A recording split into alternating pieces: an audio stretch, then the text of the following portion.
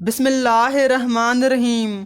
السلام علیکم پیارے دوستو، آج میں آپ کے ساتھ شیئر کرنے جا رہا ہوں ناراض شوہر کو راضی کرنے کا دوسرا وظیفہ۔ نماز عشاء کے بعد 11 دانے کالی مرچ کے لے کر آگے پیچھے 11 بار درود شریف پڑھیں اور درمیان میں 11 مرتبہ یہ تسبیح یا لطیفو یا ودودو کی پڑھیں اور خاوند کے مہربان ہونے کا خیال رکھیں۔ جب سب پڑھ چکیں تو ان کالی مرچوں پر دم کر کے تیز آنچ میں ڈال دیں اور اللہ تبارک و تعالیٰ سے دعا کریں، انشاءاللہ تعالیٰ خاوند مہربان ہو جائے گا۔